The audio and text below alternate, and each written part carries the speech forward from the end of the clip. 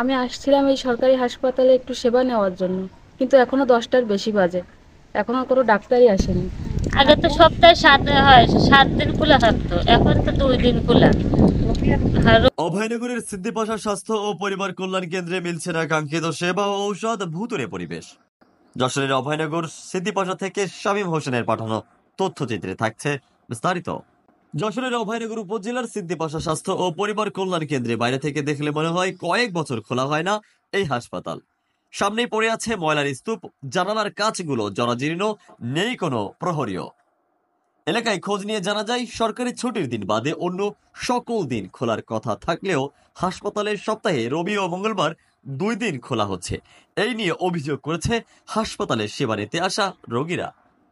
রোগীদের আরো অভিযোগ, সপ্তাহে 2 দিন স্বাস্থ্য কেন্দ্রটি খুললেও চিকিৎসকের কক্ষে তালা ঝোলে সকাল 10টা থেকে 11টা পর্যন্ত। আমি আসছিলাম এই সরকারি হাসপাতালে একটু সেবা নেওয়ার জন্য, কিন্তু এখনো 10টার বেশি বাজে, এখনো কোনো ডাক্তারই আসেনি।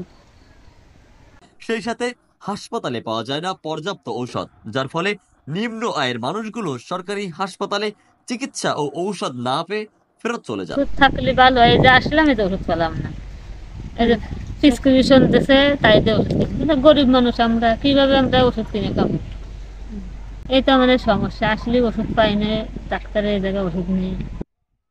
এছাড়াও মহিলা রোগীদের অভিযোগ, সপ্তাহে 2 দিন খুললেও নেই কোনো মহিলা চিকিৎসক, যার জন্য রোগের কথা ডাক্তারকে বলতেও পারেন না তারা।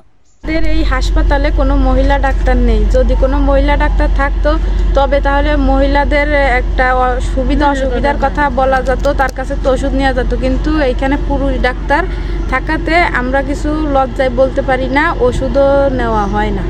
এদিকে সিদ্দিপাশা স্বাস্থ্য ও পরিবার কল্যাণ কেন্দ্রের সপ্তাহে 2 দিন দায়িত্বরত চিকিৎসক সেবা দেন উপসহকারী community medical officer SM Sumon. হাসপাতাল সংক্রান্ত বিষয়ে জানতে চাইলে তিনি বলেন, এই হাসপাতালে 4 জন স্টাফ থাকার কথা থাকলেও সবগুলো পদ শূন্য। তিনি প্রেমবাগ ইউনিয়ন থেকে সপ্তাহে 2 দিন এসে অতিরিক্ত দায়িত্ব পালন করছেন এখানে। আমি SM সুমন, উপসহকারী কমিউনিটি মেডিকেল অফিসার, অভয়নগরে কর্মরত আছি। আমি আমার মেইন পোস্টিং আমার প্রেমবাগ ইউনিয়নে। তো এই এই ইউনিয়নে কোনো লোক নাই আর কি। আমাদের এই এই এই প্রতিষ্ঠানে এখন কোনো স্টাফ নাই। যেমন এখানে 4 জন স্টাফ থাকার কথা, সব পদ খালি। তো সেই জন্য আমি ওই প্রেমবাগ ইউনিয়ন থেকে এখানে এসে অতিরিক্ত দায়িত্ব পালন করি, আর অতিরিক্ত দায়িত্বটা সপ্তাহে 2 দিন আমি পালন করি। এ বিষয়ে পরিবার কল্যাণের FPO তাহসান রেজাকে মুঠোফোনে কল করলে তিনি বলেন, সিদ্দিপাশা নয়, শুধু প্রতিটি কেন্দ্রই নজরদারিতে রাখা হয়েছে। তবে পরিবার কল্যাণের চিকিৎসক